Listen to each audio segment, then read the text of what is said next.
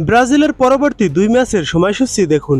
October উইন্ডোতে দক্ষিণ কোরিয়াকে ৫-০ গোলে উড়িয়ে দিয়ে এশিয়ান সফর শুরু করেছিল কার্লো আনচেলত্তির ব্রাজিল, কিন্তু পরের ম্যাচে তারা হোঁচট খায় জাপানের বিপক্ষে। প্রথমার্ধে দ্বিগুণ লিড নেওয়ার পর দ্বিতীয়ার্ধে ৩ গোল হজম করে প্রথমবারের মতো সেলেসাওরা জাপানের কাছে হেরেছে। এই হতাশা জেরে নভেম্বরে দুটি প্রীতি ম্যাচের প্রতিপক্ষ ভেন্যু ও সময়সূচি চূড়ান্ত করেছে ব্রাজিল। নভেম্বর উইন্ডোতে ইউরোপে দুটি প্রীতি ম্যাচ খেলবে সর্বোচ্চ ৫ বারের বিশ্ব চ্যাম্পিয়নরা, যদিও তাদের দুই প্রতিপক্ষই আফ্রিকান দেশ। এটাও আগেই ঠিক করা ছিল যে নভেম্বরে সেলেসাওরা আফ্রিকান মহাদেশটির দুটি দলের মুখোমুখি হবে। যদিও ওই সময় প্রতিপক্ষ ও সময়সূচি চূড়ান্ত হয়নি, এবার প্রতিপক্ষ চূড়ান্ত হয়েছে। ব্রাজিল এর পরবর্তী ম্যাচ খেলবে সেনেগালের সাথে, তারপর আরেক ম্যাচ খেলবে তিউনিসিয়ার বিপক্ষে। অর্থাৎ সেনেগাল ও তিউনিসিয়ার বিপক্ষে ব্রাজিল পরবর্তী ম্যাচ খেলবে।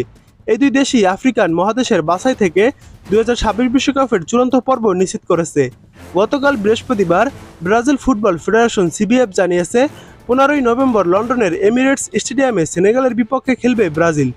এর ৩ দিন পর ফ্রান্সের লিলে ডেকাথনল স্টেডিয়ামে কার্লো আনচেলত্তির দল লড়বে তিউনিসিয়ার সঙ্গে। আসন্ন বিশ্বকাপকে সামনে রেখে আফ্রিকান দলের বিপক্ষে খেলোয়াড়দের মূল্যবান অভিজ্ঞতা অর্জনের সুযোগ করে দিতে এই সময়সূচি সাজানো হয়েছে। চলতি বছরের নভেম্বরে ফিফার উইন্ডো শেষ হবে, এরপর আন্তর্জাতিক ম্যাচ খেলার সুযোগ রয়েছে পরের বছরের মার্চে। ওই সময় দুটি ইউরোপিয়ান দেশের সঙ্গে খেলার পরিকল্পনা করছে সিবিএফ ও কোচ কার্লো আনচেলত্তি। এছাড়া জুনে বিশ্বকাপের আগ মুহূর্তে শেষবারের মতো নিজেদের রিও ডি জেনেরোয় ঐতিহাসিক মারাকানায় খেলতে চায় ব্রাজিল।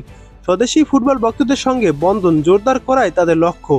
অবশ্য ম্যাচটিতে ব্রাজিলের প্রতিপক্ষ কী হবে তা এখনও নিশ্চিত নয়। এবার দেখুন নভেম্বর উইন্ডোর দুটি ম্যাচের সময়সূচি। নভেম্বরের ১৫ তারিখ ব্রাজিল বনাম সেনেগাল মাঠে নামবে। বাংলাদেশ সময় রাত ১০টায় ম্যাচটি শুরু হবে। এরপর দ্বিতীয় ম্যাচ অনুষ্ঠিত হবে নভেম্বরের ১৯ তারিখ। ব্রাজিল ও তিউনিসিয়া মাঠে নামবে। বাংলাদেশ সময় রাত ১টা ৩০ ম্যাচটি শুরু হবে। এদিকে এর আগে সাবেক বিশ্ব চ্যাম্পিয়নরা সেনেগালের বিপক্ষে সর্বশেষ ২০২৩ সালের মার্চে খেলে তিক্ত অভিজ্ঞতা নিয়ে হেরেছিল ৪-০ গোলের ব্যবধানে। তারও আগে ২০১৯ সালে দুই দলের প্রীতি ম্যাচে ১-১ সমতায় শেষ হয়।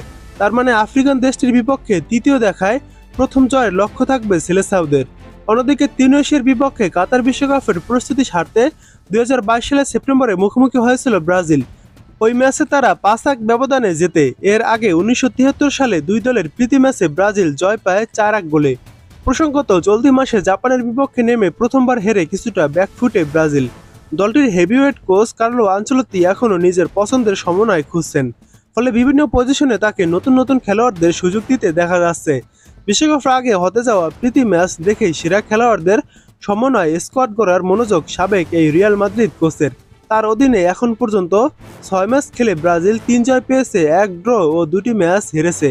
সাফল্যের হার ৫৫.৬%।